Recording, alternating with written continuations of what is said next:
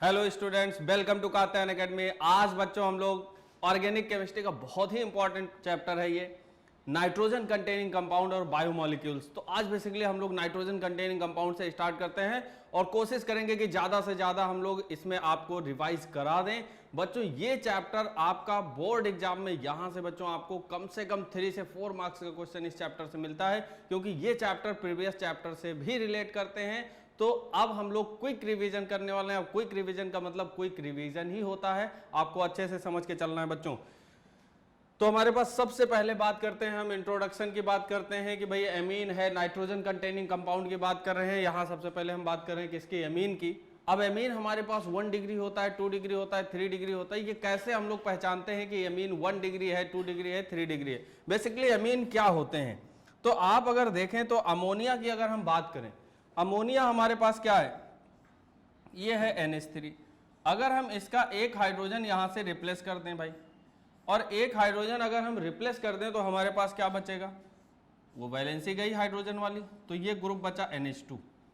अब अगर इस NH2 ग्रुप से कोई कार्बन आके लग जाए, कार्बन का मतलब वो कार्बन चेन हो, एल्काइल चेन हो, तो अगर यहां पर एल्काइल चेन लग जाए तो एल्काइल का फार्मूला बच्चों क्या होता है, आप जानते हो। एल्काइल जब हम बोलते हैं तो ये होता है R। इसका मतलब R के फार्मूले की अगर हम बात करें तो CnH2n+1। तो अगर CnH2n+1 और यहां लिख दे NH2, तो ये एक तरीके से हमारा फार्मूला हो गया किसका, प्राइमरी एमीन का। ये फार्मूला किसका हो गया, प्राइमरी एमीन का। खैर ये बात अभी और आगे करेंगे हम लोग, हम थोड़ा सा और आगे चलें और एक हाइड्रोजन को अभी हम और यहां से हटा दें। जब एक हाइड्रोजन हमने और हटा दिया तो अब इस नाइट्रोजन के पास जी 2 हाइड्रोजन निकल गए, तो ये वैलेंसी यहां पर 2 फ्री होगी। और इस समय इसको हम लोग क्या बोल रहे हैं कि ये जो हमारा ग्रुप है ये कैसा हो गया, सेकेंडरी अमीन। अब अगर हम बात करें कि एक हाइड्रोजन जो इसका बचा है हम उसको भी हटा दें, तो ये हमारे पास जो आ जाएगा ये क्या होगा, टर्सरी अमीन। तो आप देखिए क्या क्या बन गया हमारे पास, प्राइमरी अमीन, ये हो गया हमारा 1 डिग्री अमीन। फिर हम बात कर रहे हैं कि हमारे पास 2 डिग्री अमीन है, और 2 डिग्री अमीन के साथ साथ हमारे पास क्या है भाई, 3 डिग्री अमीन है। ये हमारे पास 3 तरीके की अमीन आ गई। इन्हीं अमीन के बारे में पढ़ते हैं। अब अगर हम लोग एमीन पे नाइट्रोजन को देख रहे हैं और नाइट्रोजन से हम लोग कार्बन की बात कर रहे हैं, तो यहां पर एमीन की क्लासिफिकेशन में अगर बात करें तो एमीन एलिफैटिक भी हो सकती है और एमीन एरोमेटिक भी हो सकती है। सपोज यहां अगर आपने R लगाया है जी, अगर यहां आपने R लगाया है तो ये जो है एमीन होगी, ये क्या होगी, एलिफैटिक एमीन होगी। अगर आपने यहां पर बेंजीन रिंग लगा दिया और ये NH2 लगा दिया तो ये आपकी एमीन कैसी हो गई भाई, एरोमेटिक एमीन हो गई। ऐसे ही हम यहां की बात करते हैं, अगर आपने यहां पर R लगाया दोनों तरफ तो RNHR, अरे वाह, ये क्या है, एलिफैटिक एमीन है।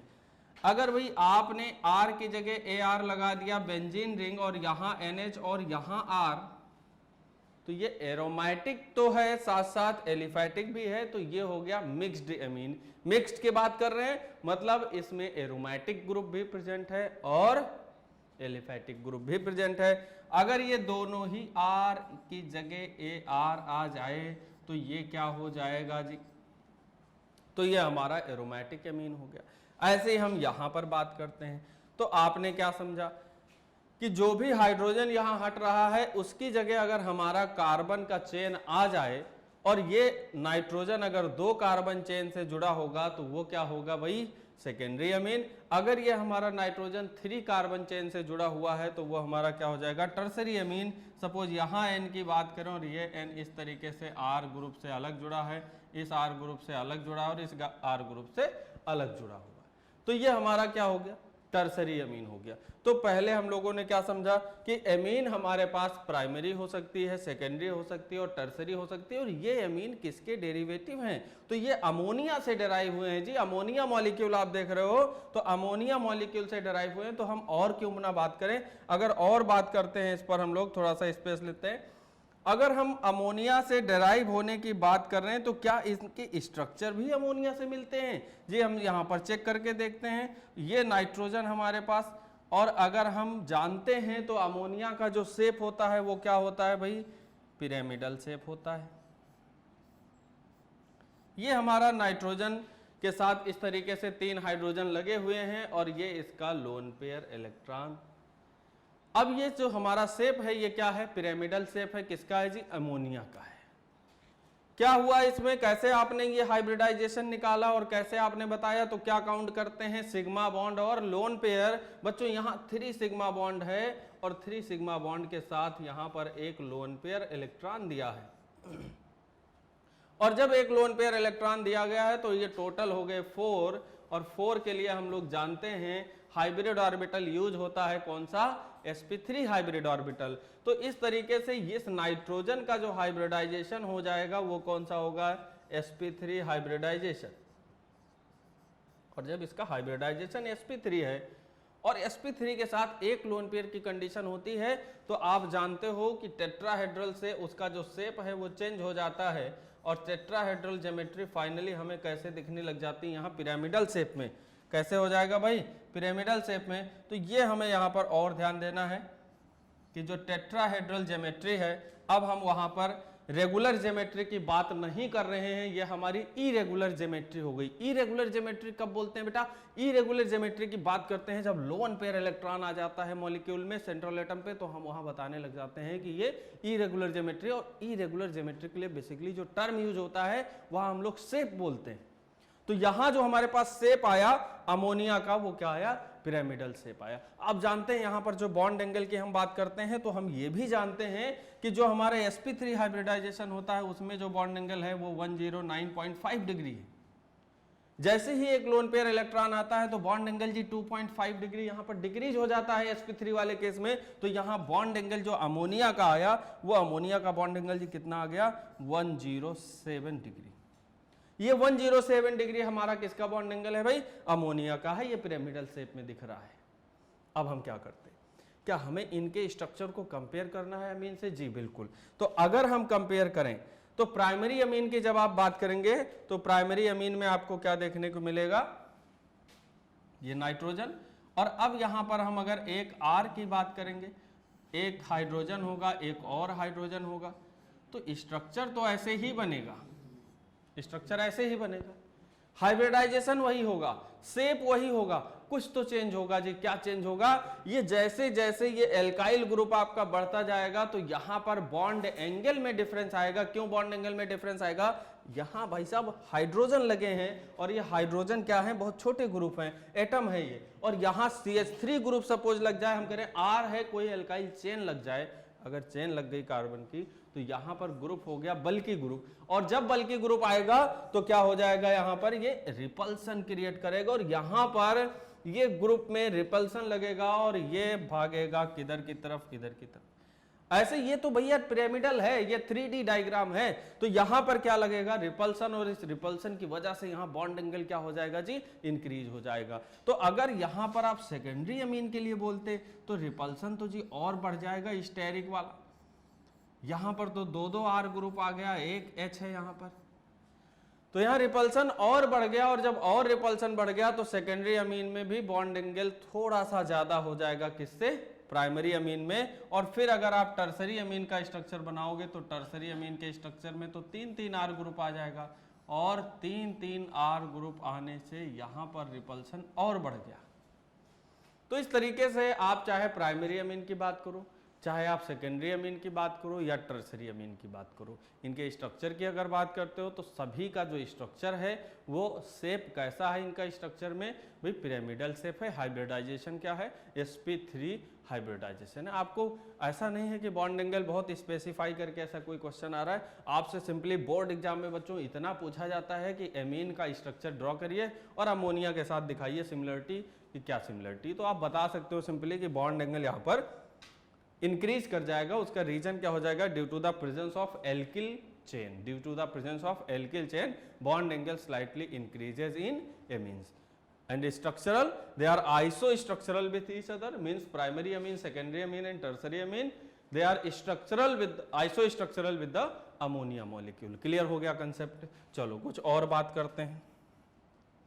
अगर कुछ और बात की करें यहाँ पर तो हम लोग जब भी एमीन की बात करेंगे 1 डिग्री 2 डिग्री 3 डिग्री एमीन, तो हम यहाँ पर बात करेंगे नॉमेनक्लेचर की कि कैसे इनमें हम लोग IUPAC नेमिंग करेंगे। अच्छा, इनके एग्जाम्पल की अगर थोड़ा सा बात कर लें, फिर नेमिंग वाला बात करते हैं आगे। अगर एग्जाम्पल देखो यहाँ, और हमने ऐसे लिख दिया NH2 जैसा हमने लिखा था, तो NH2 के साथ अगर यहाँ हमने बहुत छोटा सा ग्रुप लगा दिया CH3, तो ये CH3NH2 है। अगर यहाँ आपको लिखना होता तो आप क्या लिखते, CH3 और आपको इस बार 2 बार लिखना है, सबसे छोटा ग्रुप लेके चल रहे हैं तो NHCH3। देखो दोनों तरफ आपका नाइट्रोजन के पास क्या लगा हुआ है, CH3, मतलब कार्बन लगा रहे हैं आप। अगर यहां पर बात करें तो ऐसे आप यहां 3 बार CH3 लगा सकते हो, ठीक है। तो ये क्या हो गया, टर्सरी अमीन हो गया। खैर ये तो बात हो गई, आपने ड्रॉ करना सीख लिया। अब एक और रिलेटेड बात बताते हैं इससे।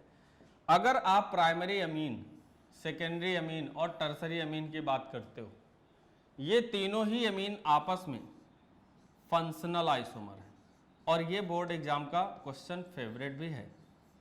तो ये आपस में कैसे हैं, फंक्शनल आइसोमर। अब आप जानते हो फंक्शनल आइसोमर्स का मतलब हो गया कि मॉलिक्यूलर फार्मूला सेम हो जाए जी, और उनका स्ट्रक्चर चेंज हो जाए। मॉलिक्यूलर फार्मूला सेम हो और स्ट्रक्चर चेंज हो जाए। अगर मॉलिक्यूलर फार्मूला सेम होने के साथ स्ट्रक्चर बदल जाता है तो हम लोग क्या बोलते हैं कि वो आइसोमर्स होते हैं और स्ट्रक्चरल आइसोमर्स होते हैं। और फिर हम लोगों ने पढ़ रखा है प्रीवियस चैप्टर्स में कि स्ट्रक्चरल आइसोमर्स के भी कई टाइप होते हैं, जैसे chain isomers, position isomers, functional isomers, metamers. तो उनमें से ये कौन से टाइप में आ जाता है, फंक्शनल आइसोमर्स। और भी होते हैं, टाटोमेरिज्म होता है, रिंग चेन आइसोमेरिज्म होता है। तो यहां पर उनमें से ये कौन सा है भाई, फंक्शनल आइसोमर है।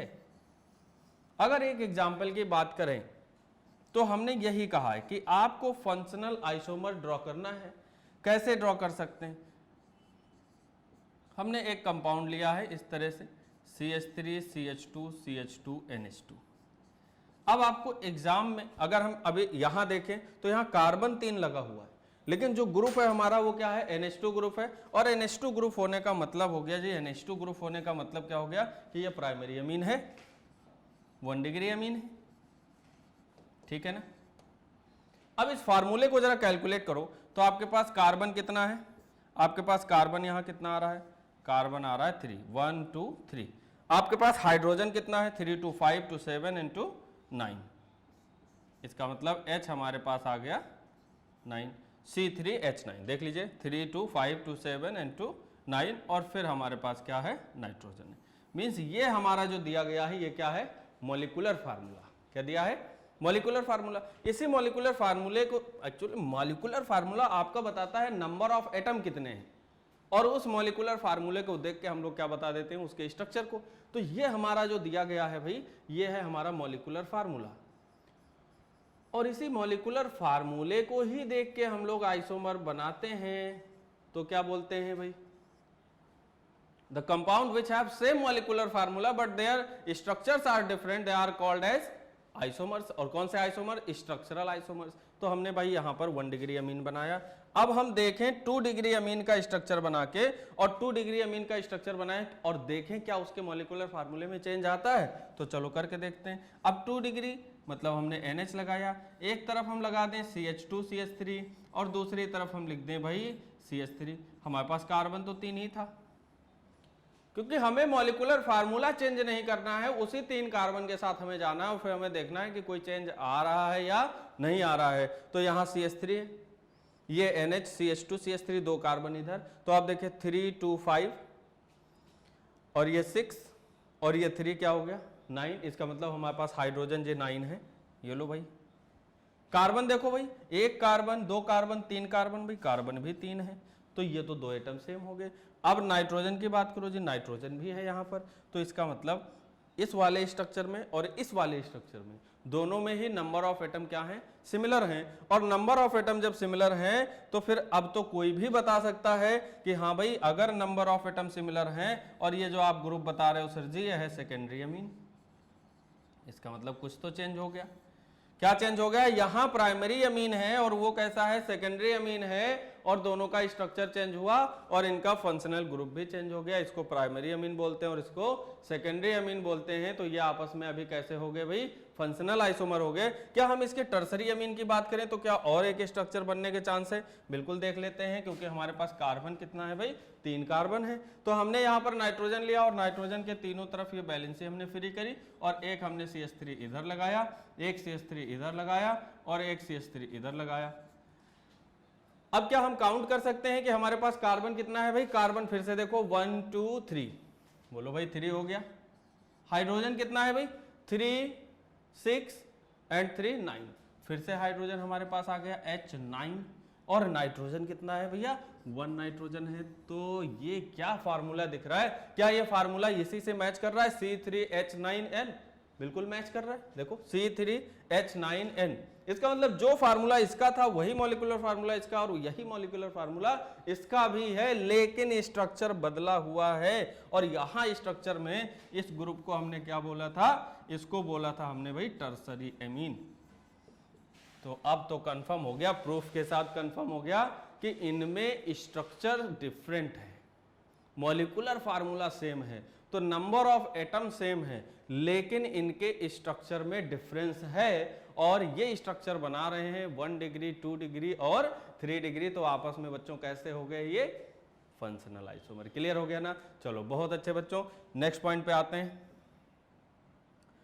स्ट्रक्चर ऑफ एमीन, खैर हम लोग इसको डिस्कस कर चुके हैं। एमीन के स्ट्रक्चर में हमने देख ही लिया है कि यहाँ लोन पेयर रहेगा और इधर ये सब अपना एल्काइल ग्रुप रहेगा, ये एल्काइल ग्रुप रहेगा। तो ये तो डिस्कशन हो चुका है। तो हम लोग आगे चलते हैं। पिरामिडल शेप होगा, sp3 हाइब्रिडाइजेशन होगा। और यहाँ पर बता सकते हो बॉन्ड बॉन्ड की बात, ये ग्रुप आप देखोगे, इससे बेसिस पे आप, इसी बेसिस पे आप सिग्मा बॉन्ड बना लोगे। ये कार्बन अगर CH3 है तो आप जानते हो, अगर इस जगह सपोज यहाँ CH3 लगा हो, एक छोटी बात और बता देते हैं आपको, अगर यहाँ पर CH3 लगा हो तो भाई इस कार्बन का हाइब्रिडाइजेशन भी आप डिसाइड कर सकते हो, 1 सिग्मा यहाँ और 3 सिग्मा इसके साथ, मतलब ये कार्बन हो गया sp3 हाइब्रिडाइज और ये नाइट्रोजन तो sp3 हाइब्रिडाइज है ही है। तो इस तरीके से जो ये सिग्मा बॉन्ड है, ये वाला कार्बन और नाइट्रोजन वाला सिग्मा बॉन्ड, ये कैसा है? sp3 hybridised. तो ये एक क्वेश्चन हो जाता है अच्छा सा कि फिर कार्बन और नाइट्रोजन के बीच में जो बॉन्ड है वो कौन सा है? Sigma bond. वो sp3 सिग्मा बॉन्ड है और हाइब्रिडाइजेशन आप जान ही चुके हो। खैर कोई बात नहीं, आगे चलते हैं। नॉमेनक्लेचर की बात करें, नॉमेनक्लेचर में आपको कैसे लिखना है? अब आप जानते हो, जब भी ऑर्गेनिक कंपाउंड का डेफिनेशन पढ़ते हैं तो हमने स्टार्टिंग से डे 1 से बता रखा बच्चे, जब भी रिवीजन में हम लोग आते हैं यही बात करते हैं। Organic compound means hydrocarbons and their derivatives are called organic compound. Means कोई भी कंपाउंड है अगर वो हाइड्रोकार्बन्स है तो जितने अदर जो ऑर्गेनिक कंपाउंड है वो एक तरीके से हाइड्रोकार्बन्स के डेरिवेटिव्स ही हैं। अब हाइड्रोकार्बन्स में हम बात कर रहे हैं कि हमें यहां बात करना है एमीन की। एमीन में हमें बताना है नॉमेनक्लेचर। हम क्या करें, हम यहां लेते हैं एल्केन और एल्केन का हाइड्रोजन हटा देते हैं तो एल्काइल बन जाता है। तो एल्केन का जब भी हाइड्रोजन हटाते हैं तो ये क्या बन जाता है? एल्काइल। और जब एल्केन से हाइड्रोजन हटा के एल्काइल बनता है तो उसी जगह NH2 लगा दो भाई। ये RH है और इस RH की जगह आपने क्या लगा देना है? RNH2। अगर आपने ये लगा दिया मतलब आपके फार्मूले में पहले एल्केन था, अब एल्केन और एमीन दोनों आ गया। मतलब क्या आपने किया? क्या आपने किया है? एल्केन और उसके साथ किसको ऐड किया है हाइड्रोजन हटा के? एमीन। तो अगर यहाँ पर देखें तो ये वोवेल वोवेल रिपीट कर रहा है, तो इस ई को हम यहाँ से लिखते समय कैंसिल कर दें और पूरे को एक साथ लिख दें। अगर पूरे को एक साथ लिख दें तो ये देखो एल्केन ई हट गया और इधर क्या लिखा है? एमीन। तो भाई साहब यही हो गया इसका IUPAC नेम। क्या लिखा हुआ है? एल्केनामाइन। क्या लिखा हुआ है? एल्केनामाइन। इससे आसान क्या हो सकता है? आपने क्या किया था? एल्केन से हाइड्रोजन हटाया, एल्काइल बना, एल्काइल में ही आपने क्या लगा दिया? NH2। तो ये NH2 हमारा क्या बन गया? एल्केनामाइन बन गया। ये जो एल्केनामाइन आप देख रहे हो ये किसकी बात हो रही है? प्राइमरी एमीन की। तो अब हम ये कंफर्म हो गए कि एमीन जो हमारा है इसके नेमिंग में जो हम टर्म लेके चलेंगे वो क्या होगा? एल्केनामाइन होगा। ठीक है, अब जरा इसी स्ट्रक्चर में चेंज करते हैं और अगर इसी स्ट्रक्चर में चेंज करें तो इस स्ट्रक्चर में चेंज होने के साथ देखो क्या हुआ। अब एक R पहले से आ चुका था, एक हाइड्रोजन और हटा दो और यहां पर R डैश कर दो, मतलब एक एल्काइल ग्रुप और आ गया। अब अगर ये R और ये R सिमिलर नहीं है और हमने मान लिया कि जो हमने दूसरा R लगाया वो हमारा स्मॉल हो कार्बन नंबर में, हम यहां लिख दें स्मॉलर कार्बन चेन। जरूरी नहीं है कि यही हो भाई, दोनों में से कोई भी एक बड़ा एक छोटा चेन हो सकता है। तो अगर हमने इसको मान लिया smaller carbon chain, smaller carbon chain, तो जो स्मॉलर वाला होगा उसको हम एल्काइल मान लेंगे, मीन्स सब्स्टिट्यूटेड एमीन एक तरीके से बोल लेंगे नेमिंग के टाइम पे। तो यहां पर फिर हम लोग नेमिंग क्या करेंगे, इधर वाले के लिए एल्केनामाइन लिख लेंगे जैसे लिखते रहे। सपोज वहां पर यार इसको हटा देते, ये आर की जगह हाइड्रोजन होता तो क्या लिखते, एल्केनामाइन, तो हम अभी भी एल्केनामाइन लिख रहे हैं। लेकिन ये जो एन से आर और लग गया, आर को क्या बोलते हैं, एल्काइल बोलते हैं। तो नेमिंग में बस नेम में क्या आ गया, एन एल्काइल एल्केनामाइन। क्या चेंज हुआ, कुछ नहीं ना, एन एल्काइल एल्केनामाइन, ठीक है। वैसे ही है, बस हाइड्रोजन की जगह वहां पर एक आर आ गया है तो नेम चेंज हो गया। तो सेकेंडरी अमीन के लिए आपने कैसे लिख दिया, ये हमारा अब क्या है, अब तो आप समझ रहे हो ये क्या है, सेकेंडरी अमीन। फिर हम प्राइमरी पे फोकस करते हैं और प्राइमरी से हमने क्या किया, एक हाइड्रोजन तो हटा दिया था, एक और हटा दें। तो हमने किया आर एन, आर डैश पहले आ चुका है, एक आर और लगा दें, ये हो गया आर डबल डैश। अब फिर से वही कहेंगे, जो ग्रुप बड़ा होगा, जो ग्रुप बड़ा होगा उसी को एल्केनामाइन बोलेंगे आप। तो हमने अगर R को ही बड़ा मान के चल रहे हैं कि R यहाँ पर बड़ा है तो हम इसको ले लेंगे एल्केनामाइन। तो ये R हमारा एल्काइल हुआ, ये R हमारा क्या हुआ, एल्काइल हुआ। तो इस बार दो बार आया तो हम दो बार लिख देंगे N alkyl dash N alkyl, और क्या हो जाएगा आगे, वहां स्पेस नहीं, इधर देखो, एल्केनामाइन, ठीक है। क्या नेमिंग हो गया, एन एल्काइल एल्केनामाइन। सपोज ये दोनों आर अगर सेम है, ये भी हो जाए CH3 और ये भी CH3 हो जाए, तो एल्काइल दो बार नहीं लिखेंगे, तब क्या लिख देंगे, एन डाई एल्काइल एल्केनामाइन। बोले इतना स्ट्रगल की क्या बात है, एक एक एग्जाम्पल करके देखते हैं, ठीक है। तो एक एग्जाम्पल की बात करें, पहले आप नेम समझ लो भाई, फिर से बता रहे हैं, बहुत अच्छी बात है। फिर से देखिए कि आप यहाँ पर प्राइमरी के लिए क्या लिख रहे हो, एल्केनामाइन, सेकेंडरी अमीन के लिए क्या लिख रहे हो, एन एल्काइल एल्केनामाइन। आप एल्काइल किसे मानोगे, जो कार्बन चेन स्मॉलर नंबर में होगी, और ऐसे ही हम जब टर्सरी अमीन के लिए कर रहे हैं तो फिर से एल्काइल किसे मानोगे, जो स्मॉलर कार्बन चेन होगी, और इधर का नेम हमारा क्या हो जाएगा, एल्केनामाइन। क्लियर है ना। चलो एग्जाम्पल करके देखते हैं यार। अगर एग्जाम्पल की बात करें बच्चों, तो हमने यहां पर ले लिया CH3NH2, लो सबसे छोटा यही है। क्या यहां पर हमें एल्काइल लिखने की जरूरत है, क्या ये हाइड्रोजन के उधर कुछ लगा है, नहीं लगा है ना। तो क्या लिखोगे भाई, एक कार्बन एल्केनामाइन लिखना होता था, तो एल्केनामाइन एल्क वर्ड क्या है, मेथ, मेथ, एक कार्बन है ना, तो एल्क वर्ड हो गया मेथ। तो क्या लिखते, मीथेन, लेकिन ई नहीं लिखना है, तो ई नहीं लिखना है तो क्या हो गया, मीथेनामाइन। अरे वाह, ये तो हो गया। चलो अच्छा दूसरा देखते हैं।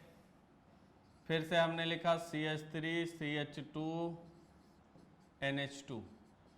क्या नेमिंग कर सकते हैं जी, बताएं, नेमिंग होगा ना। क्या होगा, यहाँ 1, यहाँ क्या होगा 2, तो दो बार आया, तो दो कार्बन का चेन है तो क्या होगा, एथ, तो एथेनामाइन, क्या हो जाएगा, इथेनामाइन। देखो इथेन अमाइन, ई हटा देते हैं, नेम हो गया इथेनामाइन। अरे वाह, ये भी हो गया।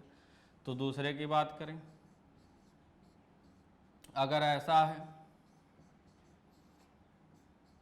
अब कुछ बच्चों को ये गलती हो जाती है, वो ये समझ जाते हैं कि ये सेकेंडरी अमीन है। अरे भाई ये कार्बन सेकेंडरी है, एमीन प्राइमरी है। एमीन कहाँ से डिसाइड होता है, NH2 से। इसको देख के कहते हैं ये 2 डिग्री अमीन है। भाई ये सेकेंडरी कार्बन है, कार्बन सेकेंडरी है वहां, तो इस बार नंबरिंग फिर करना पड़ेगा आपको। यहां देखना है तो ये 1, ये 2 और ये 3। कुछ बच्चे नंबरिंग ऐसे करते हैं, यहाँ 1 यहाँ 2 फिर यहाँ 3। आपको हमेशा ये ध्यान रखना है कि अगर कार्बन प्रेजेंट होता है फंक्शनल ग्रुप में तो उस प्लेस से चलते हैं। ये फंक्शनल ग्रुप नाइट्रोजन है तो यहाँ आपको मिनिमम नंबर देना है, लेकिन वो चेन आप जानते हो कि जिधर चलो फिर लौट के मत आओ।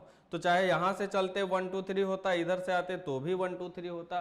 तो इस बार आपके पास एल्क वर्ड क्या आया, प्रोप आया। क्या आया, प्रोप।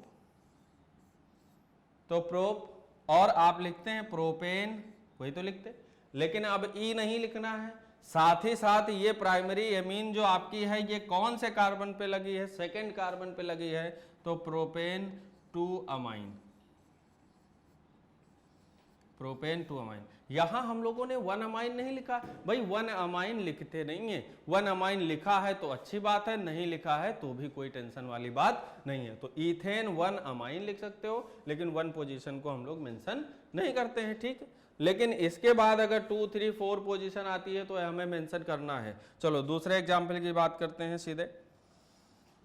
अब हम यहां पर लिख रहे हैं CH3NH CH2 CH3। हाँ, जल्दी से देखें और बताएं, क्या यहां पर ये हमारे पास जो एमीन है ये सेकेंडरी है?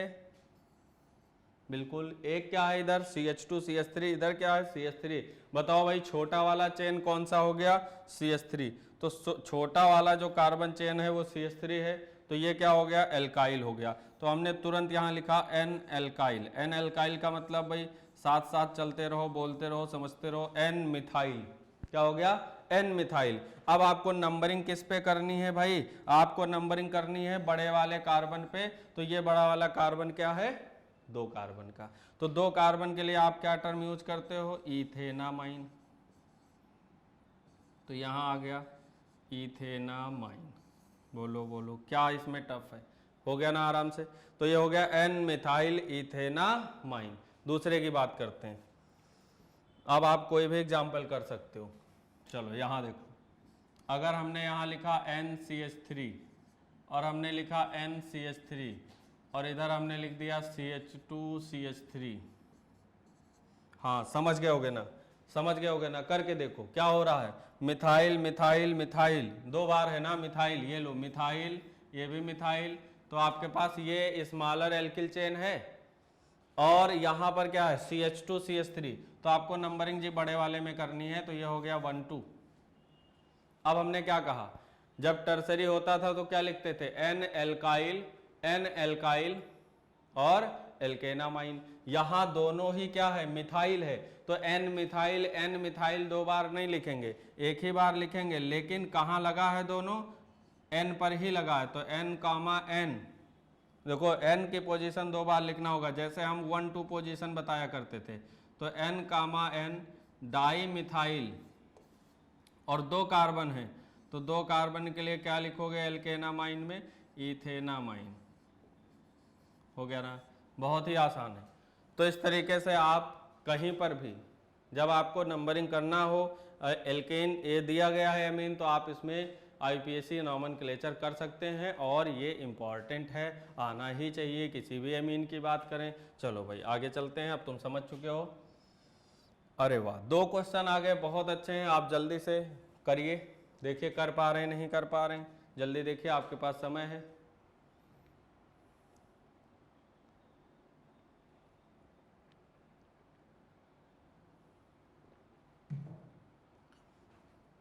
चलो अब बाद में आप फिर ट्राई करते रहना, हम बता रहे हैं आपको, क्योंकि अपन लोगों को रिवीजन करना है। रिवीजन मतलब फटाफट चलना है। तो अब देखते हैं यहाँ पर, अब ये NH2 कहाँ से लगा है, यहाँ से लगा है। तो यही हमारा फंक्शनल ग्रुप है, तो इसी पे ध्यान रखना है। तो कहाँ से चलेंगे, ये देखो 1, ये हो गया 2 और ये हो गया 3। किसी को लगा जी बेंजीन रिंग में चले जाएं, अरे नंबरिंग ओपन चेन में कर रहे हैं भाई, बेंजीन में नहीं जाना। तो ये हो गया 1 2 3, इसका मतलब ये बेंजीन रिंग छूट गई। लो, तो जब छूट जाती है बेंजीन रिंग तो ऐसे केस में इसके लिए टर्म क्या यूज होता है, फेनिल, है ना। सोच के देखो भाई, तो ये हो गया क्या, किस पोजीशन पे है, सेकेंड पोजीशन पे। तो 2 फेनिल, और क्या बोलेंगे बच्चों, कितने कार्बन की नंबरिंग करी है आपने, 3 कार्बन की। तो नेम क्या हो जाएगा, प्रोपेनामाइन। अरे वाह, हो गया ना। तो प्रोपेनामाइन आ गया, 2 फेनिल प्रोपेनामाइन। आगे वाले में देखते हैं, दूसरा क्वेश्चन आप ट्राई कर रहे होंगे। देखिए कहाँ पर है भाई फंक्शनल ग्रुप, यहाँ पर है। अब देखिए, अब इसमें और इसमें डिफरेंस समझो। यहाँ पर ये NH2 इस CH2 के साथ लगा है, बेंजीन रिंग से डायरेक्ट नहीं था, लेकिन यहाँ पर ये N इस कार्बन से भी लगा है, इससे भी लगा है और बेंजीन रिंग से भी लगा है। तो हम लोग जानते हैं बेंजामीन की बात करें, जैसे एनिलीन की बात करें, तो ये NH2 डेरिवेटिव है। तो अब हम लोग यहाँ पर क्या करेंगे, इसको ले लें साइड चेन में और इसको ले लें साइड चेन। तो एक हमारे पास इथाइल आ गया और एक हमारे पास क्या आ गया, बेंजाइल ग्रुप। ये क्या होता है, बेंजाइल ग्रुप। तो हम क्या लिखेंगे, N ethyl dash N benzyl. देखिए 2 बार हमने लिखा है, N ethyl N benzyl. Benzene ring का नेक्स्ट कार्बन कौन सा कार्बन होता है, बेंजाइलिक कार्बन होता है। तो N इथाइल N बेंजाइल और क्या बोलेंगे, बेंजेन अमीन। तो इसको हम लोग क्या बोल सकते हैं, बेंजामाइन, बेंजामाइन, ठीक है। या हम यहाँ बोल सकते थे N इथाइल N, हाँ ठीक है, N इथाइल N बेंजाइल बेंजामाइन, ठीक है, ओके। तो बेंजीन रिंग से यहाँ पर अगर हमारे पास ये कंपाउंड डायरेक्ट होता तो हम लोग एनिलीन भी बोल सकते थे। तो ये तो डायरेक्ट है नहीं, वहाँ पर ये सब्सटीट्यूटेड है। तो ये हमारे पास आ गया कंपाउंड, इसको हम लोग क्या बोलते हैं, एनिलीन। तो ये हमारे पास हो गया N इथाइल N बेंजाइल और बेंजामाइन। बेंजामाइन क्यों बोल रहे हैं, यहाँ पर ये बेंजीन रिंग की बात कर रहे हैं, ठीक है। तो ये हो गया बेंजामाइन, आ गया। जैसे एल्केनामाइन बोल रहे हैं तो उसी कंसेप्ट पे आ गया। ये अमीन कैसी है, टर्सरी अमीन है। कैसी अमीन है, टर्सरी अमीन। चलो जी, आप कर ले रहे हो, बहुत अच्छी बात है। नेक्स्ट पे आ जाते हैं और फिर देखिए हमारे पास क्या दिया है। अब हम बात करते हैं प्रिपरेशन ऑफ एमीन। नेमिंग कर लिया, स्ट्रक्चर कर लिया और ये सब जान लिए कैसे ये हैं। अब हम इसके बात करते हैं कि एमीन बनाते कैसे हैं। सबसे पहला जो हमारा मेथड है वो रिडक्शन ऑफ नाइट्रो कंपाउंड है। नाइट्रो ग्रुप हमारा क्या होता है बच्चों, NO2 ग्रुप। अब जब भी हमें रिडक्शन करना होता है तो रिडक्शन का मतलब होता है कि यहाँ पर आपको एक तरीके से हाइड्रोजन जोड़ना है, ठीक है। आप ऑर्गेनिक में देख रहे हो, रिडक्शन में आप ज्यादातर केसेस में आपको कैसा देखने को मिल रहा है कि वहां पर हाइड्रोजन हम जोड़ रहे हैं। तो अब यहाँ पर हमारे पास रिडक्शन हो रहा है, NO2 किस में चेंज होगा, हमेशा याद रखिएगा, जो भी NO2 ग्रुप होगा उससे कुछ भी लगा हो, यहाँ ये R कुछ भी हो, R आपका ये एल्काइल हो सकता है, आपका ये बेंजीन रिंग हो सकता है, मींस R तो होगा कोई एल्काइल या एरिल पार्ट। लेकिन ये NO2 आप ध्यान रखिएगा और NO2 ही चेंज होगा किसमें, NH2 में। तो अब हमें ये किसकी हेल्प से करना है, तो यहाँ A हमारा होना चाहिए रिड्यूसिंग एजेंट। क्यों, क्योंकि हमें कराना है रिडक्शन। तो अब हमें इस A को हम क्या बोल रहे हैं, रिड्यूसिंग एजेंट। ये रिड्यूसिंग एजेंट का मतलब क्या है कि ये हमें देगा नेसेंट हाइड्रोजन और वही नेसेंट हाइड्रोजन NO2 ग्रुप को रिड्यूस कर देंगे किसमें, NH2 ग्रुप में।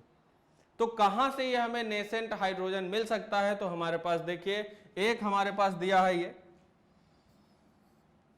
निकेल के साथ हाइड्रोजन। अब निकेल के साथ हाइड्रोजन है तो भाई हम ये कह रहे हैं कि मेटल के साथ हाइड्रोजन ले रहे हैं, तो यहां ये अक्लूडेड फॉर्म में हाइड्रोजन लगा होगा और ये वहां प्रोड्यूस कर रहा होगा नेसेंट हाइड्रोजन, और वो नेसेंट हाइड्रोजन अक्लूडेड हाइड्रोजन होते हैं, तो ये नेसेंट हाइड्रोजन रिएक्टिव होगा। दूसरा यहां पर FeCl कंसंट्रेट है, इसके साथ भी जब रिएक्शन होगा तो ये प्रोड्यूस करेगा नेसेंट हाइड्रोजन। फिर ऐसे Sn की रिएक्शन जब HCl के साथ होगी तो ये भी प्रोड्यूस करेगा क्या, नेसेंट हाइड्रोजन। अब क्या बात बची है, जब ये नेसेंट हाइड्रोजन प्रोड्यूस कर रहे हैं तो हम कह रहे हैं यहां पर सपोज कोई एल्काइल ग्रुप लगी होती RNO2 और यहां पर ऐसे ये लिखा होता कि Ni और H2,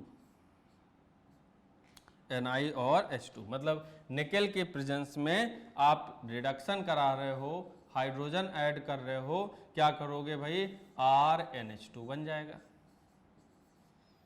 कुछ भी हो, यहां पर कोई भी एल्केन ले लें, सपोज आपने ले लिया CH3CH2NO2, तो इसका नेम कैसे लिखते हैं भाई, नाइट्रो एल्केन। तो नाइट्रो एल्केन क्या है यहां, नाइट्रो इथेन।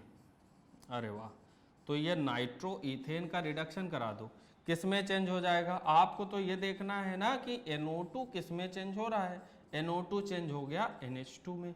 क्या इससे अच्छा कोई जुगाड़ हो सकता है? सीधे सीधे बदल जा रहा, NO2 से NH2। और इस तरीके से अभी हम लोगों ने सीखा था नेमिंग करना, एल्केनामाइन, इसका मतलब हो गया, इसका नाम क्या हो जाएगा? इथेनामाइन। इसीलिए नेमिंग वगैरह जरूरी होती है कि आपको आनी चाहिए। कॉमन नेम की अगर बात करें जी तो ये लिखा है CH3CH2, और CH3CH2 जब हम बोलते हैं तो ये क्या होता है? एथिल होता है। तो इसे हम क्या बोल सकते हैं? Ethyl amine. तो एथिल एमीन क्या है? कॉमन नेम है, और इसी का ये क्या है? IUPAC नेम है। तो कॉमन नेम में हो सकता है आपसे प्रोडक्ट पूछा गया हो कि नाइट्रोइथेन से आप बनाइए एथिल एमीन, तो आप कैसे बनाओगे? अब आपसे क्या पूछा जाता है एग्जाम? अक्सर बच्चे मुझसे कहते हैं कि सर इसमें पूछें कैसे रिएक्शन, क्या लिखेंगे, कैसे लिखेंगे, यही बड़ा कंफ्यूजन होता है। हमेशा ध्यान रखिए बच्चों, आपको जब भी ऑर्गेनिक केमिस्ट्री की बात आए तो आप पहले रीजेंट याद करिए कि उस रीजेंट का काम क्या है, साथ ही साथ कौन सा है रिएक्टेंट जो उस रीजेंट के साथ रिएक्शन कर रहा है, और अल्टीमेटली हमारा प्रोडक्ट क्या बन रहा है उस रिएक्शन में। आप समझ रहे हो? तो यहां हमने रिएक्टेंट क्या लिया है? नाइट्रो। जो हमारा सबस्ट्रेट है ऑर्गेनिक, वो सबस्ट्रेट क्या है? नाइट्रो कंपाउंड है। इस नाइट्रो कंपाउंड के आपने कराई है रिडक्शन, मतलब आपको चाहिए जी रिड्यूसिंग एजेंट। अब वो रिड्यूसिंग एजेंट कौन कौन से हैं जो नेसेंट हाइड्रोजन प्रोड्यूस कर सकते हैं? तो वो स्पेशली हमने ये 3 लिए। तो आपने क्या याद किया? पहला आपने सबस्ट्रेट ऑर्गेनिक, के कौन सा ऑर्गेनिक सबस्ट्रेट है? वो नाइट्रो कंपाउंड है। फिर आपने क्या याद किया? वो रीजेंट याद किया जो यहाँ पर आपको दे रहे हैं नेसेंट हाइड्रोजन। उस नेसेंट हाइड्रोजन की हेल्प से नाइट्रो सबस्ट्रेट जो है ऑर्गेनिक सबस्ट्रेट वो चेंज हो रहा है, प्रोडक्ट बना रहा है। तो वो प्रोडक्ट क्या बन रहा है? वो प्रोडक्ट हमारा बन रहा है एमीन। ठीक है, कौन सी एमीन बन रही है ये भी ध्यान रखना है। तो कौन सी एमीन बन रही भाई? प्राइमरी एमीन बन रही है। कंफर्म हो गया? तो आपको कहीं पर भी नाइट्रो से प्राइमरी अमीन जाना है तो यही रीजेंट हम लोग यूज करेंगे और चले जाएंगे। क्लियर हो गया? यहां पर अगर सिंपल एक रिएक्शन हमने लिख दिया, चलो बेंजीन रिंग वाली बात कर ले। अगर ये लिखा हो और यहां हो NO2, कुछ भी नहीं सोचना है, आप समझ गए। अगर इसके ऊपर लिखा होता SN और HCl और SnHCl है तो तुरंत ही आप समझ गए कि NO2 को हमें चेंज कर देना है किसमें? NH2 में। तो NH2 हमारा चेंज हो गया किसमें? NO2 में, NH2 में। तो ये NO2 चेंज हो गया NH2 में, मतलब ये नाइट्रोबेंजीन था जी, नाइट्रोबेंजीन। और नाइट्रोबेंजीन ने क्या बना दिया? एनिलीन बना दिया। क्या है इससे क्या आसान हो सकता है? कुछ हो गया ना आसानी से, बस यही तो समझना है। चलो नेक्स्ट पॉइंट पे आते हैं। तो हम लोग यहां बात कर रहे थे बेटा alkyl halide RX plus NH3, और ये हमारे पास एल्कोहलिक फेज में है, और यहां पर ये हमने लिया है एक्सेस में। जब हमने ये एक्सेस में लिया तो जैसे हमारे पास एल्किल हैलाइड है और इसको हमने एक्सेस में लिया तो ये हमारे पास बन गया क्या? RNH2, और इस RNH2 के साथ हमारे पास क्या आ गया? HCl।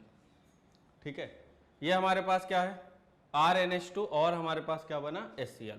अब हमारे पास वहां प्राइमरी एमीन बन गया है। ठीक है, ये हमने जैसा आपको बताया था कि अगर एक्सेस की हम बात कर रहे हैं तो हमारा यही प्रोडक्ट हुआ और ये हमारा हो गया मेजर। तो बिल्कुल हमने सही बताया था बच्चों। तो यही हमारा प्राइमरी एमीन, ये जो है हमारा यही क्या है? मेजर है। एक बार जो बात कही जाती है वही सही होती है। तो ये हमारा मेजर है।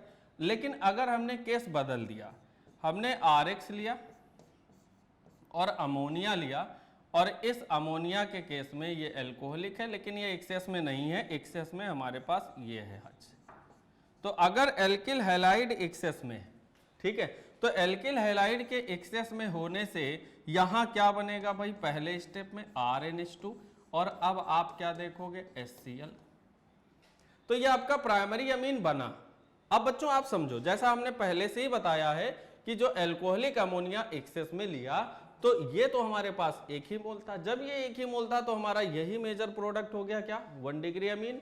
और फिर हमने क्या किया कि जब हमने इसको लिया है एक्सेस में, अब हमने लिया अमोनिया यहां, तो हमारा प्रोडक्ट तो आया ये। अब हमारे पास अमोनिया नहीं बची। अमोनिया हम एक ही मोल लेके चल रहे थे, लेकिन हमारे पास क्या एक्सेस में है? ये है एल्किल हैलाइड एक्सेस में। तो एल्किल हैलाइड जब एक्सेस में है तो ये प्राइमरी एमीन बनी है और यहीं प्रेजेंट है। कहाँ भाई? कंटेनर में। जब ये कंटेनर में प्रेजेंट है बच्चों तो फर्दर क्या होगा? एल्किल हैलाइड तो अवेलेबल है, तो ये जो RNH2 है ये फर्दर रिएक्शन कर जाएगी। किससे? इस X से, इस RX के साथ। तो जब ये RX के साथ रिएक्शन हुआ तो फिर यहां से H किसके साथ चला गया? X के साथ चला गया, तो इसने क्या बना दिया? RNHR, right. अब हमारे पास क्या हो गया? यहां पर ये बन जाएगा HX। तो यहां भी जैसे HCl है, अगर हम यहां X की जगह Cl लेते तो यहां पर हमारे पास Cl आता, लेकिन हमने क्या लिया है? एल्किल हैलाइड कॉमन, तो ये क्या? HX। तो फिर से यहां आपने क्या देखा कि RNH अलग हुआ, RNH माइनस, और ये H+ अलग हो गया बच्चों। RNH माइनस अलग हो गया और ये H+ अलग हो गया, तो ये H+ इसके साथ चला गया, वो हो गया HX। ठीक है, तो अब हम लोग क्या करें? फिर से हम वही बात करें कि ये हमारे पास एक्सेस है। अभी यहां जो RNHR बना है इसके पास क्या है? एसिडिक हाइड्रोजन है। तो फर्दर क्या होगा कि ये एल्किल हैलाइड से फिर रिएक्ट करेगा। तो ऊपर वाला केस हटा देते हैं। ऊपर वाले केस में हमने बताया था कि अगर एल्कोहलिक अमोनिया होगा तो यही मेजर प्रोडक्ट होगा, लेकिन अब हम बात किसकी कर रहे हैं? हम बात कर रहे हैं एक्सेस में एल्किल हैलाइड की। भाई कोई बात नहीं, एक्सेस में जब एल्किल हैलाइड होगा तो हम इसकी और रिएक्शन देखते हैं अभी। क्यों? क्योंकि ये पॉसिबल है, तो आपने मेजर वाला कंसीडर कर लिया होगा बच्चों। अब हमने क्या किया? यहां पर हमने फिर से RX लिया और RX के साथ रिएक्शन हो गया RNHR, राइट। अब हमारे पास रिएक्शन हुआ, फिर से इसके पास एसिडिक हाइड्रोजन है। जब एसिडिक हाइड्रोजन है तो ये क्या होगा? ये फर्दर क्या होगा? यहां से H निकल जाएगा। H किसके साथ जाएगा? इस X के साथ जाएगा, और ये माइनस आके सीधे यहां अटैक करेगा।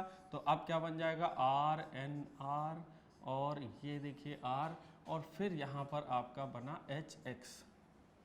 क्या और कुछ हो सकता है? क्या और कुछ हो सकता है इस रिएक्शन में? तो अब आप देखो, जब RX अभी हमारे पास एक्सेस में है तो देखते हैं कि RX कुछ कर पाता है इसका या नहीं कर पाता है। तो ये R और ये लोन पेयर इलेक्ट्रॉन, अगर हम यहां पर बात करें और ये यहां पर आयोनाइज हो गया तो ये आयोनाइज होगा, तो ये माइनस और ये प्लस। अब इसके पास क्या है? Lone pair electron. जी बिल्कुल, लोन पेयर इलेक्ट्रॉन ये यहां पर इसके साथ लग जाएगा, तो यहां पर क्या हो जाएगा? फिर R के साथ देखो N पे लग गया, कितना R लगा भाई? इस बार लग चुका है 4, और 4R लग गया, और R आया तो ये R+ के फॉर्म में आया, और इसके लोन पेयर को ले लिया, तो यहां पर हो गया क्या? पॉजिटिव चार्ज, और फिर इसका जो X है वो आके लग गया। तो अब हम सही से लिख देते हैं, यहाँ जगह कम है, NR4 प्लस और X माइनस। इसको बच्चों हम लोगों ने बोला quaternary ammonium salt, quaternary ammonium salt. ठीक है, अब ऐसे क्या है कि आप समझ सकते हो इसको एक और तरीके से कि अमोनियम आयन में आप देखते हो कि अगर अमोनियम साल्ट होता है, जैसे आप NH4Cl लिखते हो, हम कहते हैं NH4X, अगर हमने NH4X लिख दिया और NH4X की बात करते हैं जब, तो NH4 प्लस ये X माइनस, तो एक तरीके से अमोनियम साल्ट लिखा हुआ है। इस अमोनियम साल्ट में जो हाइड्रोजन है इसे आप क्या कर दीजिए? इसको सब्स्टिट्यूट कर दीजिए एल्काइल ग्रुप से। अगर एल्काइल ग्रुप से सब्स्टिट्यूट कर दोगे तो ये क्या हो जाएगा? Quaternary ammonium salt. क्या हो जाएगा? Quaternary ammonium salt. तो हम उसको रिएक्शन के थ्रू देख सकते हैं। तो अब बताइए क्वेश्चन का रिजल्ट क्या आया? जब आपने एल्कोहलिक अमोनिया एक्सेस में लिया था, तो एल्कोहलिक अमोनिया एक्सेस में जब लिया था तो आपका मेजर प्रोडक्ट क्या बन गया था? 1 डिग्री अमीन। लेकिन जब आपने एल्किल हैलाइड एक्सेस में लिया है तो ये रिएक्शन 4 स्टेप में कंप्लीट होती दिख रही है, और इसमें फिर आपको क्या मिल रहा है? आपको मिल रहा है 1 डिग्री, 2 डिग्री और 3 डिग्री अमीन का मिक्सचर, साथ साथ आपको मिल रहा है क्वार्टरनरी अमोनियम साल्ट। तो ये पूरी रिएक्शन हो जाती है हाफमैन अमोनोलिसिस। क्लियर है बच्चों? चलो आगे चलते हैं। अब हमारे पास यहां आ गया रिडक्शन ऑफ नाइट्राइल्स। नाइट्राइल्स जब भी बोलते हैं इसका मतलब CN की बात करते हैं, CN ग्रुप की बात कर रहे हैं, साइनाइड ग्रुप की बात कर रहे हैं। नाइट्राइल जब हम बात करते हैं वो सफिक्स हो जाता है एक तरीके से, तो सफिक्स वहां लिखा होता है नाइट्राइल। आपने फंक्शनल ग्रुप की प्रायोरिटी ऑर्डर में पढ़ी थी IUPAC नेमिंग में क्लास 11th में। तो नाइट्राइल जब हम बोल रहे हैं तो ये क्या है? सफिक्स है, मतलब हम बात कर रहे हैं CN की, किसकी? CN ग्रुप की। तो CN ग्रुप का आपको करना है रिडक्शन। CN ग्रुप की और सारी रिएक्शन है, आप जानते हैं बच्चों, पहले भी हमने सिखा रखा है। अगर CN ग्रुप की आप बात करते हो, CN ग्रुप की 4 रिएक्शन पढ़ सकते हो। और यहाँ CN ग्रुप की जब भी आपने देखा होगा कि हाइड्रोलिसिस हम लोग कराते थे, तो हाइड्रोलिसिस अगर एसिडिक मीडियम में कराते थे तो ये चेंज हो जाता था किसमें? कार्बोक्सिलिक एसिड ग्रुप में। ठीक है, आपने और भी देखा होगा कि इसी का हमने आपको स्टीफेंस रिडक्शन सिखाया था, और स्टीफेंस रिडक्शन में आपने देखा था कि वो CHO में चेंज हो जाता था। तो स्टीफेंस रिडक्शन जो था वो पार्शियल रिडक्शन था। यहीं पर आपने सीखा था पार्शियल हाइड्रोलिसिस, और वहां से आपका बन जाता था ये CONH2। और आज आप सीख रहे हैं कंप्लीट रिडक्शन, और कंप्लीट रिडक्शन से ये चेंज हो जाता है बच्चों प्राइमरी एमीन में।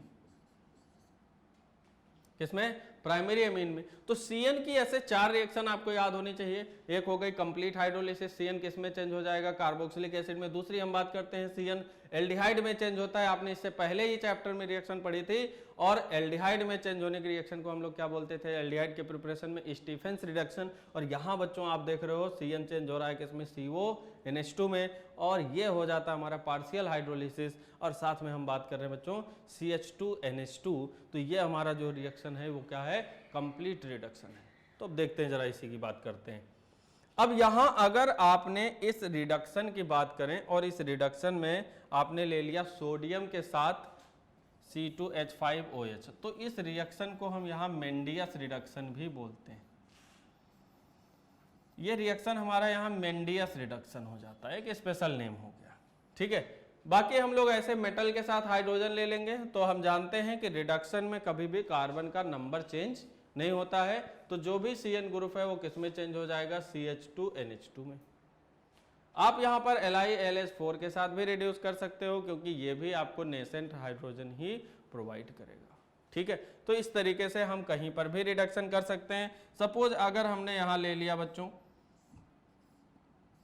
इस तरीके से बेंजीन रिंग के साथ CN लिया है, और यहां अगर आपके साथ इस तरह लिखा है, तो आपको इस रिडक्शन में क्या करना है? कंप्लीट रिडक्शन है, आपको बस CN ग्रुप को चेंज कर देना है किसमें? CH2NH2 में। CH2NH2 में। ठीक है, तो ये CN ग्रुप आपका किसमें चेंज हो गया? CH2NH2 में। आपने साइनोबेंजीन से क्या बना दिया?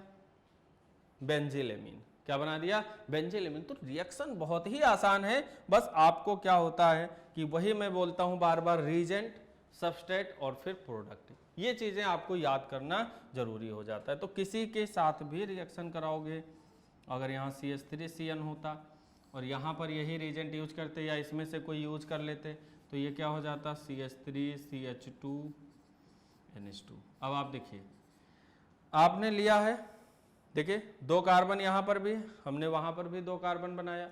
तो कहीं भी जब भी रिडक्शन करते हो तो आप नंबर ऑफ कार्बन चेन को चेंज नहीं करते हो। क्लियर है मैटर? चलो नेक्स्ट पॉइंट पे आ जाते हैं। अब देखिए रिडक्शन ऑफ अमाइड। अमाइड का रिडक्शन करते हैं तो क्या होता है? देखिए आपने नाइट्राइल रिडक्शन से प्राइमरी अमीन बनाया, अब हम किसका रिडक्शन कर रहे हैं? अमाइड। अमाइड के रिडक्शन से आपका क्या बन रहा है? यहाँ अमाइड के रिडक्शन से भी आपका प्राइमरी अमीन बन रहा है, और यहाँ आपने रिएजेंट क्या यूज किया है? LiAlH4। तो फिर से ये CO ग्रुप आपका चेंज हो गया है। देखिएगा CO ग्रुप जो है आपका ये किस में चेंज हो गया जी? CH2 ग्रुप में NH2 लगा हुआ है। तो जितना कार्बन था रिडक्शन में, अभी भी वहां उतना ही कार्बन बना हुआ है। तो इस तरीके से कहीं अमाइड लिखा हो उसका रिडक्शन भी आप करा सकते हो।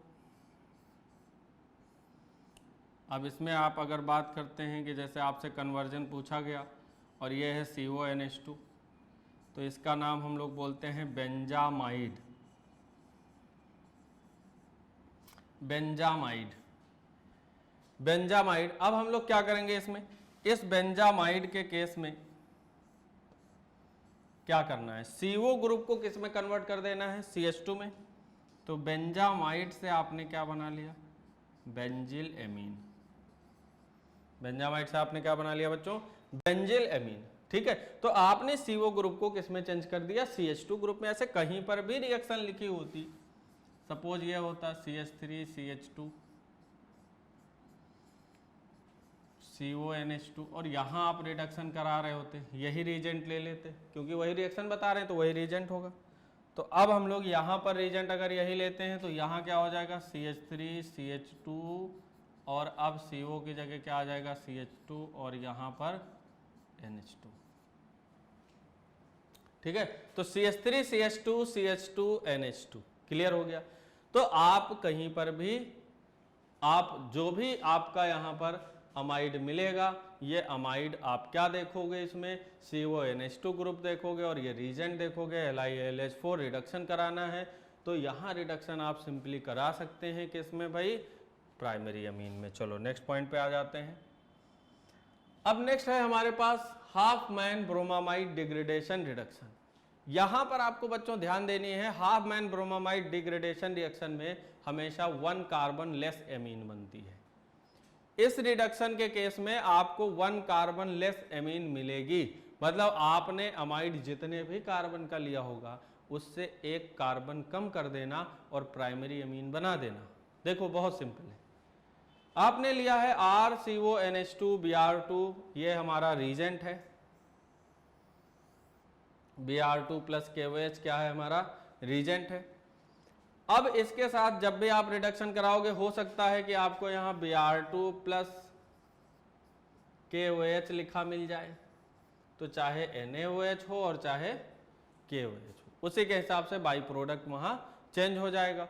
तो अब यहाँ क्या कर रहे हो, RCONH2, आपको हमने कहा 1 कार्बन कम कर दो, वही CO ग्रुप गायब कर देते हैं। जब उसी को हम देखें तो यहां हमारे पास क्या बच गया है, 1 डिग्री एमीन।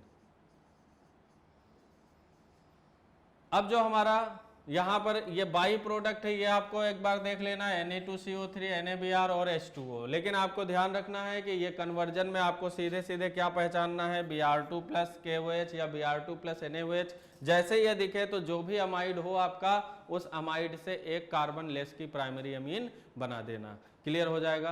तो इस तरीके से हम लोग यहां पर कर लेंगे। अब देखिए हमारे पास आ गया गैब्रियल थैलीमाइड सिंथेसिस।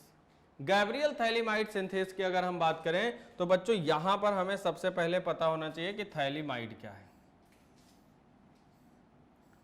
तो आपने देखा होगा थैलिक एसिड, और थैलिक एसिड में आपने कुछ इस तरीके से देखा होगा कि थैलिक एसिड जो होता है वो बेंजीन रिंग के अगल बगल कार्बन पे क्या होता है, बेंजीन रिंग में जो एडजेसेंट कार्बन है उन एडजेसेंट कार्बन पे लगा देते हैं हम लोग, ये लो यहाँ लिख दे रहे हैं, कार्बोक्सिलिक एसिड ग्रुप।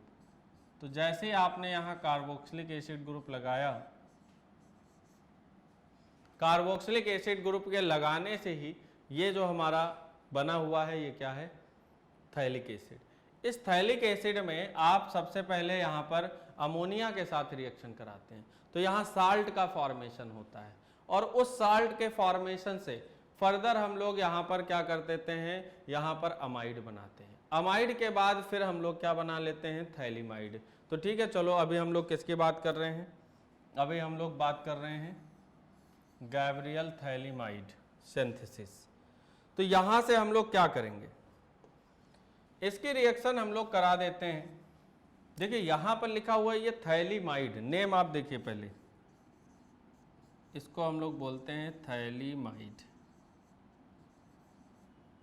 ठीक है, थैलीमाइड में हमें रिएक्शन करा देना है पोटेशियम आयोडाइड से। अगर हम पोटेशियम आयोडाइड से कराएंगे रिएक्शन तो ये हमारे पास क्या होता है, जो एसिडिक हाइड्रोजन है बच्चों, ये एसिडिक हाइड्रोजन हट जाता है, और इस एसिडिक हाइड्रोजन के हटने से कहाँ पे लगा है एसिडिक हाइड्रोजन, नाइट्रोजन पे। तो जब ये एसिडिक हाइड्रोजन हट जाएगा तो बच्चों ये एसिडिक हाइड्रोजन हटेगा H+ के फॉर्म में। तो जब ये H+ के फॉर्म में हटेगा तो यहाँ पर आपको मिल जाएगा N-, और इसीलिए यहाँ पर क्या आ जाएगा K+। तो इसका नेम क्या हो गया, पोटेशियम थैलीमाइड।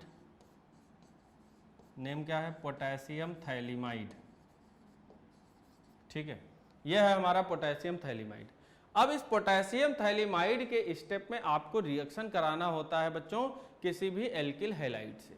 ध्यान रहे इस वाले रिएक्शन में एल्किल हैलाइड से कभी भी हम लोग यहाँ पर एनिलीन प्रोड्यूस नहीं कर सकते हैं। ठीक है। तो यहां कौन सी एल्किल हैलाइड इस स्टेप में रिएक्शन नहीं करती है, ये हमें याद होना चाहिए। कौन सी नहीं करेगी? ये वाली एल्किल हैलाइड। और आप जानते हो बच्चों ये रिएक्शन क्यों नहीं करेगी? क्योंकि यहां पर लोन पेयर इलेक्ट्रॉन है, और लोन पेयर इलेक्ट्रॉन होने की वजह से यहां पर डेवलप हो जाता है क्या बच्चों? Partial double bond character. क्योंकि यहां lone pair single bond double bond यहां पर आ रहा है रेजोनेंस, तो यहां पर आ जाएगा पार्शियल डबल बॉन्ड कैरेक्टर। इस वजह से पोटेशियम थैलिमाइड से कौन रिएक्शन नहीं करेगा? रिएक्शन नहीं करेंगे कौन से? हैलोबेंजीन। मतलब वहां क्लोरोबेंजीन हो, ब्रोमोबेंजीन हो, ये रिएक्शन नहीं करेगी। किसी बच्चे को मन में आया कि सर आप बेंजीन की बात कर रहे थे, क्या ये यहां पर हम बात कर लें इसकी? क्या सर ये रिएक्शन करने वाली है? भाई इसमें रिएक्शन हो जाएगा क्योंकि ये एक्स डायरेक्ट बेंजीन रिंग से नहीं लगा हुआ है, तो बेंजिलेमीन प्रोड्यूस होगी, अभी हम सिखाएंगे। तो ये गैब्रियल थैलिमाइड की बात कर रहे हैं। देखो जरा उसमें क्या करना है अब हमें। इस स्टेप में फर्दर हम रिएक्शन कराते हैं किसकी? RX की। तो जब हम RX की रिएक्शन कराते हैं तो जहां पर पोटेशियम लगा है उस पोटेशियम की जगह क्या आ जाता है? R। यहां पर क्या आ जाएगा? R। जहां पोटेशियम लगा है वहां आ जाएगा R, और ये हो गया NR। अब हम अभी तक बोल रहे थे इसे थैलिमाइड, अब हम क्या बोलेंगे? N phthalimide, N alkyl phthalimide, N alkyl, R लगा हुआ है, तो अब नेम क्या हो जाएगा इसका? N alkyl phthalimide. बहुत आराम से समझिए, बहुत आराम से समझिए, ये हो गया N एल्काइल थैलिमाइड। अब इसमें हम लोग फर्दर क्या करते हैं? इसमें हम करा देते हैं हाइड्रोलिसिस, और जैसे ही हम हाइड्रोलिसिस कराते हैं, ये आप एसिडिक मीडियम में करा दीजिए। तो जैसे ही आप हाइड्रोलिसिस कराओगे बच्चों, ये वाला बॉन्ड आप तोड़ दीजिए और इधर वाला तोड़ दीजिए। 2 मोल वाटर के ले लीजिए, इधर OH दे दीजिए, इधर OH दे दीजिए, और इधर दोनों बार H दे दीजिए। तो यहां से आपको क्या मिल जाएगा? RNH2। और फिर आप देखिए ये जो आपका कंपाउंड है, ये कंपाउंड जब वहां पर आ जाएगा क्या? OH। दोनों बार क्या देंगे आप वहां? OH। तो इस जगह आपको क्या मिल जाएगा? RCOOH। तो ये हमारा क्या है? Phthalic acid. क्या है? Phthalic acid. तो यहां जब भी आप हाइड्रोलिसिस करोगे तो इस तरह आप जुगाड़ से समझ लो HOHH। ठीक है, मैकेनिज्म आपको समझना नहीं। तो OH H, तो H आपको दोनों तरफ मिल गया, RNH2। अब हमने क्या सिखाया? ये जो R है, ये R आप जानते हो कि यहां से नहीं लग पाएगी अगर ये होता बेंजीन वाला। तो ये वाला कंपाउंड एक ऐसा है जो ये रिएक्शन नहीं देगा। कौन से स्टेप में नहीं देगा? ये पोटेशियम थैलिमाइड से ही रिएक्शन नहीं करेगा। तो इसका नेम क्या हो गया फर्दर ही? तो आपने इसका नेम क्या करना है? N alkyl phthalimide. क्लियर हो गया? तो ये बहुत इंपॉर्टेंट रिएक्शन है, आपने देख लिया अच्छे से कि थैलिमाइड से हम लोग बना रहे हैं क्या? Primary amine. तो प्राइमरी एमीन प्रोड्यूस हो रहा है किससे? थैलिमाइड से। तो ये रिएक्शन हमारा कहलाता है गैब्रियल थैलिमाइड सिंथेसिस। चलो नेक्स्ट पॉइंट पे आते हैं। और यहाँ हमारे पास कुछ रिएक्शन दिया है CONH2, और CONH2 के साथ हम लोग क्या कर रहे हैं? A, और यहाँ पर हमने बना दिया है एमीन। और बच्चों याद हो अमाइड से एमीन बन रहा है, और कार्बन का नंबर काउंट करो जरा, 1 कार्बन कम हो गया। हमने अभी थोड़ी देर पहले ही बोला है कि अगर कहीं आप एमाइड से NH2 बना रहे हो, तो अगर हम एमाइड से एमीन बना रहे हैं इसका मतलब वो प्राइमरी एमीन बना रहे हैं। अगर कार्बन का नंबर कम हो जाए तो आप किसके बारे में सोचना? Half man bromide degradation. और आपको यहां बताना है फिर A क्या होगा, और A के केस में हमने बताया था Br2 + NaOH या Br2 + KOH। तो आपको यहां क्या मिल जाएगा? A का मतलब हो गया Br2 + 4 NaOH ले सकते थे, या आपने क्या लिया यहाँ KBr आ रहा है आपका बाई प्रोडक्ट, तो आप यहाँ क्या लेंगे बच्चों? आपका जो प्रोडक्ट आ रहा है उसी के हिसाब से हम लोग यहाँ चेंज कर ले रहे हैं। तो यहाँ क्या ले लेंगे? KOH। तो Br2 + KOH A हो गया। तो ये हो गया किसका? Half man bromide synthesis. ठीक है, चलो नेक्स्ट पॉइंट पे आ जाते हैं। Preparation of aniline. बच्चों इस रिएक्शन को हम लोगों ने समझा है, नाइट्रो ग्रुप का रिडक्शन करना होता है और नाइट्रो ग्रुप के रिडक्शन से क्या बनाओगे, NH2 बनाओगे। अभी हमने सिखा रखा है। तो हमने कहा कुछ भी लगा होता है वहां R उससे मतलब नहीं होता है। देखिए ये रीजेंट हमारा वही वाला आ गया SnCl और यहाँ पर आ गया FeHCl, यहाँ SnHCl। तो यहाँ ये क्या प्रोड्यूस करते हैं, नेसेंट हाइड्रोजन, और वो देखिए नेसेंट हाइड्रोजन यहाँ इतना, तो ये NO2 ग्रुप किसमें चेंज हो जाता है, NH2 ग्रुप में। क्लियर है। चलो नेक्स्ट पॉइंट पे आ जाते हैं। अब हम बात करते हैं बच्चों फिजिकल प्रॉपर्टीज की। फिजिकल प्रॉपर्टीज की अगर बात करो तो इनके फिजिकल प्रॉपर्टीज में हम बात करें तो सॉल्युबिलिटी बोल सकते हैं। अब ये ऑर्गेनिक कंपाउंड है तो सीधी सी बात है कि ऑर्गेनिक सॉल्वेंट में डिजॉल्व होंगे, लेकिन क्या इनको वाटर में डालें तो डिजॉल्व होंगे जी। जो लोअर एमीन्स हैं, लोअर एमीन्स वाटर में डिजॉल्व हो जाएंगे। रीजन क्या है, हमने आपको सिखाया कि अगर ये प्राइमरी एमीन है और ये लोअर एमीन है, सपोज यहां CH3 लिखा होता, CH3NH, तो जैसे ही वाटर में इन्हें डालोगे तो वाटर में क्या प्रेजेंट होता है, H और ये ऑक्सीजन। आप जानते हो कि अगर कहीं पर फ्लोरीन के साथ, ऑक्सीजन के साथ और नाइट्रोजन के साथ हाइड्रोजन एटम डायरेक्ट अटैच हों, तो जब ये डायरेक्ट अटैच होते हैं तो वहां पर आपको क्या देखने को मिलता है कि वहां हाइड्रोजन बॉन्डिंग होगी। Hydrogen atom directly bonded with the most electronegative element, वहां क्या देखने को मिलेगा, हाइड्रोजन बॉन्डिंग। तो यहाँ नाइट्रोजन से डायरेक्ट हाइड्रोजन लगा हुआ है, इसका मतलब यहाँ क्या होने वाला है, हाइड्रोजन बॉन्डिंग। जब हाइड्रोजन बॉन्डिंग होगा तो यह हाइड्रोजन किसके साथ लग जाएगा, इस ऑक्सीजन के साथ। तो इस तरीके से फिर जो लोअर एमीन्स होंगे वो लोअर एमीन्स क्या होंगे, इसमें सॉल्युबल होंगे वाटर में। और ये किस में सॉल्युबल होंगे, ये सॉल्युबल होंगे ऑर्गेनिक सॉल्वेंट में। क्लियर है। तो बच्चों इस तरीके से आप फिजिकल प्रॉपर्टीज आप अच्छे से प्रिपेयर करिए, फिर इनकी रिएक्शंस आती हैं। तो ये आपको बच्चों ज़्यादा से ज़्यादा रिएक्शंस को उसी पैटर्न पे याद करना है। आज हम लोगों ने एमीन के प्रिपरेशन की पूरी बातें कर ली, बहुत अच्छे से समझा बच्चों। अब आप इसी तरह जैसे हमने आपको रिवीजन कराया, इसी पैटर्न पे आप बुक की रीडिंग करते जाइए, बराबर रिवीजन करते जाइए और कात्यायन एकेडमी से जुड़े रहिए। थैंक यू बच्चों। फिर मिलेंगे अपने नेक्स्ट क्लास में और फिर हम लोग नई स्टाइल में नई तरीके से फिर पढ़ेंगे। थैंक यू सो मच बच्चों।